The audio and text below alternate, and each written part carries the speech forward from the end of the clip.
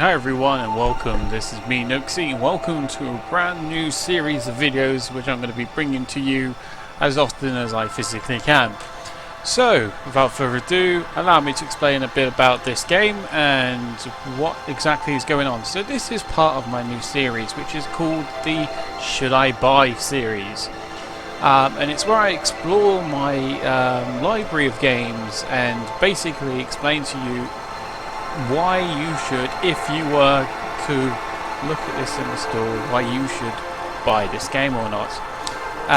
Pros and cons, and basically just to go and strip this game down to its very minimum brass tacks and make sure that you are making a really good decision if you decide to buy this game.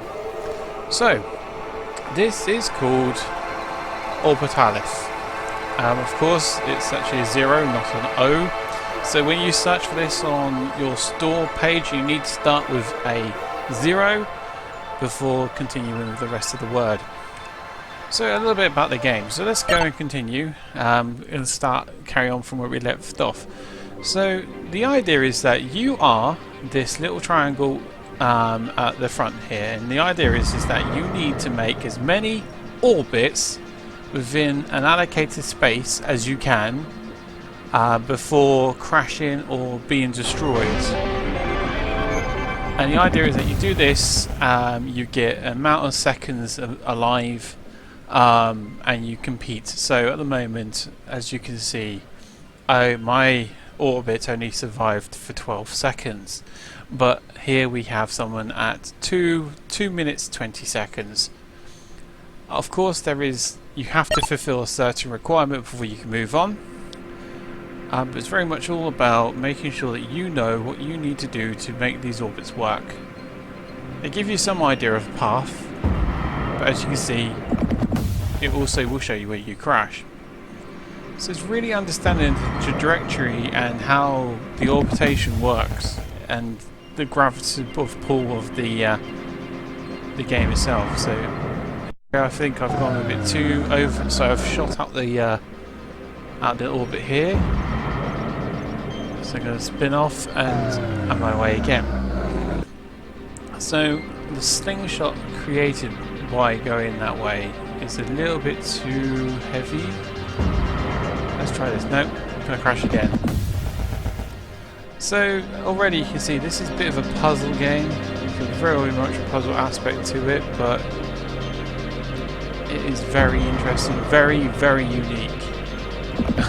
Of all the things to hit, I hit the tiny triangle. I'm going to try and see if I can go out of orbit. Let's try this one. Nope, straight into another orbiting square. So it's very much about understanding how the orbits work and how you can manipulate it to get the best possible surviving orbit before you crash out. I think I am coming back. Here we go. Oh, the orbit's going to slingshot me out. Now, am I coming back? It's a question. Doesn't seem to have ended the game yet. Oh, here I come. And I crash. So 24 seconds.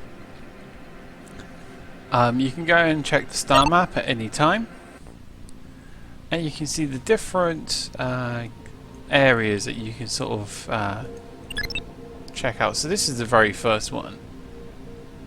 Look at that time. That's a ridiculous time. And as you go through, the stages get more and more difficult.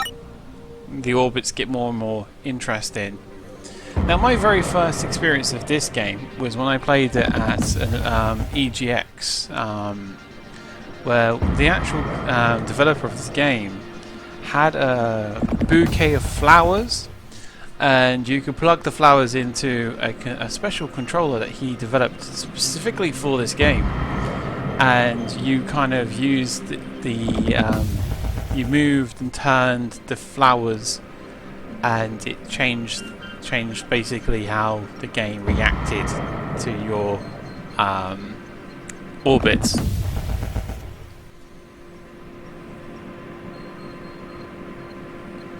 So I'm trying not to.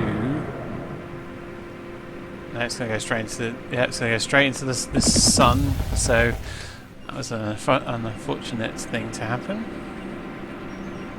But as already you can see, this game has real potential of really puzzling you and just making you really think about how the orbits work, what directions you need to think of, and how it all kind of molds together. I think I just saw the counter. I think I see the counter just then. So let's bend it down. I think the arrows represent the previous attempts.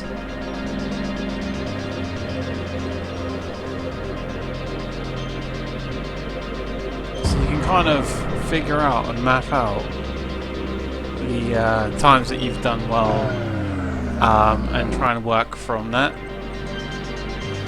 So the more that you try, the more, of course, you're going to have, more attempts you're going to utilise. Oh, I think I want to win here. No. Oh, not yet. It's a shame. Try that one again. It's very similar orbit here. But this one's a bit steeper, bringing me back into the orbit here, and I'm going to get slung on. So, no, it's coming back. I'm going to crash. Okay, so let's go back to the menu. So this again, this is 0rbitalis. There's a daily level, there's an editor where you can do your own workshop, and the controls. So let's go for the controls again.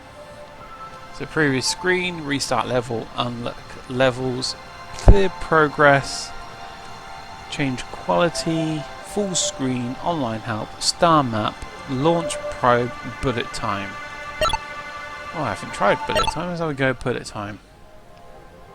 So bullet time, it said second mouse button. Oh no, I pressed it a bit late there.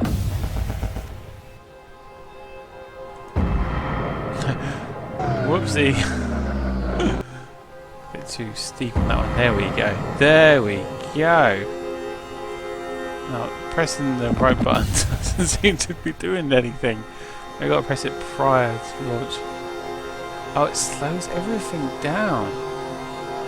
It's like slowing down the world. Oh, this is an interesting shape. But alas, unfortunately, not enough to keep me from blowing up. Ooh. So there we have it. So I'm going to sort of end it there and go back to the star map. So if you're into, and if you're a fan of puzzle games that are just a little bit unique and different, then this is most definitely a game for you to pick up. If, however, you are very easily frustrated and you tend to find no joy in challenging puzzles, then maybe hit this one as missed. But from my personal preferences and my love of puzzle games and just something a little bit different, I give this a buy. This is definitely a buy game. You can get it now on the Steam store, and I hope you've enjoyed this video. Until next time, thank you for joining me. I've been Noaksey.